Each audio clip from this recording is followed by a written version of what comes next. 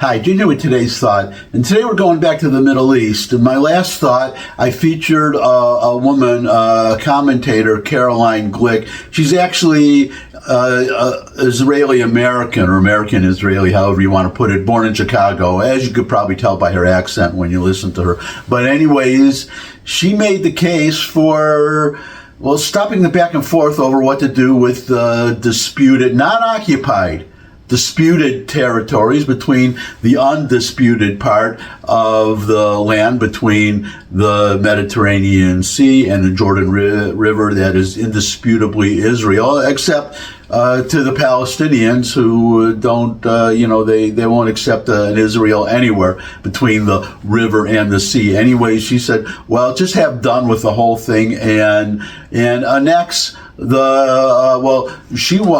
annex the entire rest of the land, which was all Jewish land from ancient times, 3,500 years ago.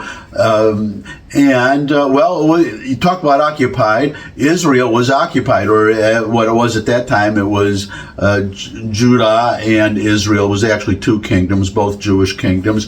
But actually, all of that was the kingdom of Israel or Judah, and actually beyond the Jordan River into what is today Jordan, and actually going north into southern Lebanon, where the Israelis are fighting Hezbollah now in southern Lebanon. Actually, that used to be Jewish land too, but nobody, including the Israelis, are talking about annexing or any part of Jordan. They have a peace treaty with Jordan for Pete's sake. As for the southern Lebanon, they don't want that either. All they want, they're demanding. They are now fighting Hezbollah there, and they just want Hezbollah above the Litani, north of the Litani River, which is about 18 miles, I forget kilometers or miles. It's north. What it does is it puts Israel out of rocket range, so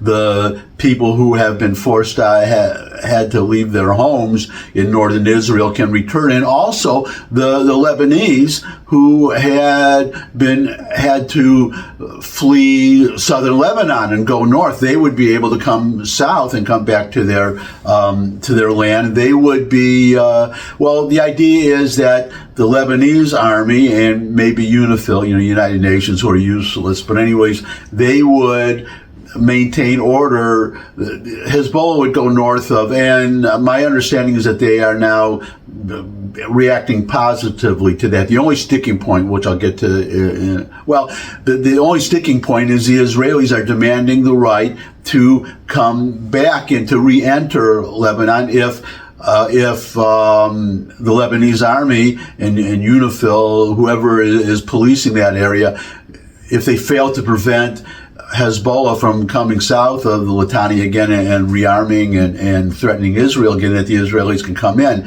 Now, personally, I don't think the Israelis necessarily have to agree to that. That's a sticking part in the agreement, why there's no ceasefire there.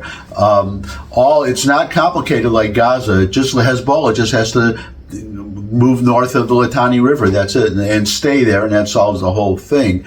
But the Israelis, I don't think they have to. It has to be part of an agreement. Just sign any agreement, but just say, look, agreement or no agreement, if Hezbollah comes south of the Litani River, we're going in and we're going to clean them out if the Lebanese army doesn't do it. So if Hezbollah goes south, then you just tell Lebanon, okay, you make them go, you get them north again, or we're coming in, and hopefully the Lebanese army will force them out, force them up. But anyways, I'm getting kind of, as I often do,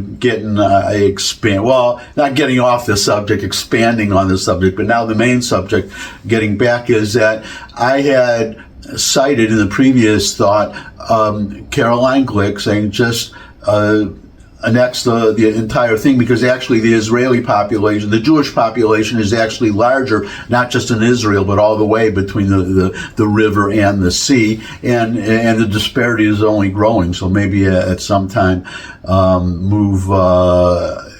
ahead and annex the whole thing. But for now, the other suggestion is just annex the areas where there are Jewish not settlements, Jewish neighborhoods, Jewish towns, because it's Jewish land, as Caroline Glick made clear, and as I'm going to show you in a second, as the new American ambassador to Israel, Mike Huckabee, or ambassador to be, has said it's Jewish land. And the other people have said, well, just annex those areas where, number one, the Jews are living, number one. Number two, if there were a negotiated agreement between Israel and the Palestinian Authority, that is all land that the Israelis would get anyhow. So the point is, this is why there never can be an agreement, is that the Palestinians will never will never sign an agreement that, doesn't matter where the borders are, they will never sign an agreement if those borders are permanent. If the Palestinians have to say, okay, this is the border, we cannot try to get it, we have to stop teaching our kids that we will someday get get what is now Israel, and that there will be a Palestinian state between the river and the sea, or an Arab state, a 22nd Arab country between in the Middle East. That will never happen. So get them off that illusion and just annex the whole thing. But what I mentioned in that previous thought, that Mike Huckabee said he agrees. He is a yes on annexation. Now, he made very clear that obviously he is the ambassador. He's not the president. He has to do it's the president's policy. He follows the president's policy. Doesn't matter what Mike Huckabee wants to do. But he obviously, Trump must at least be amenable, because he must know Huckabee's thoughts, and he's nominating him to be the next ambassador to Israel, which, by the way, I really welcome for other reasons, for besides all the other reasons in support of Israel. It's nice to have a Christian ambassador to Israel instead of making it a quote unquote Jewish thing. I think 1949 there was a Christian ambassador, the first ambassador maybe to Israel, but then they've all been Jewish. So it's nice to see a Christian, and Mike Huckabee especially, who loves Israel. He first went there in 1973 at the age of 17 or 18, and he's been back 100 times, at least 100 times. He's led groups there. He's an evangelical Christian, very supportive of Israel. But anyways, as I said, he is a yes on annexation. I mentioned that in the previous thought, but now, after I posted that thought later in the day, there was an interview with Mike Huckabee where he said where he said that he's a yes on annexation. And I just want to play that video so you can hear Huckabee in his own words. So here is Mike Huckabee. Now, there are, of course, issues that the world likes to define as controversial. Of course, anything related to Judea and Samaria. Are you preparing yourself to be super careful on this topic? Or will you continue your support also in that issue? I can't be what I'm not. I can't say something I don't believe. So, as you well know, I've never been willing to use the term West Bank. There is no such thing. I speak of Judea and Samaria. I tell people there is no occupation. It is a land that is occupied by the people who have had a rightful deed to the place for 3,500 years, since the time of Abraham. So a lot of the terms that maybe the media would use, or even people against Israel would use, are not terms that I employ, because I want to use terms that live from time immemorial.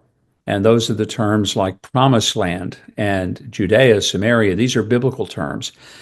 And those are important to me. And so I will continue to follow that nomenclature unless I'm instructed otherwise, but I don't think that'll happen. And when it comes to sovereignty in Judea and Samaria, Israel's finance minister, Bezalel Smotrich, said that he hopes that following Trump's victory, 2025 will be the year of sovereignty. And that's a decision for Israel to make, not for the United States to impose it upon them. I don't think Donald Trump is the kind of president that wants to tell other countries what to do and how to do it. He wants to accommodate, help encourage peaceful endeavors, strengthen alliances. If you remember back through his 4 years as president, there has never been a more pro-Israel president ever in history than Donald Trump. And it was everything from recognition of Jerusalem as the capital to moving the embassy from Tel Aviv to Jerusalem, recognizing the Golan Heights as the rightful property of the state of Israel. And also no longer trying to push a two-state solution because it's impractical and unworkable. Instead, he pushed toward Abraham Accords, which opened up relationships throughout the Middle East with countries that have been real staunch enemies in the past. But everybody wins when there are agreements that foster trade, tourism, business relationships, and diplomatic relationships. Now, throughout the years, we deal with the question whether the U.S. could and should interfere, so to speak, in terms of Israeli policy.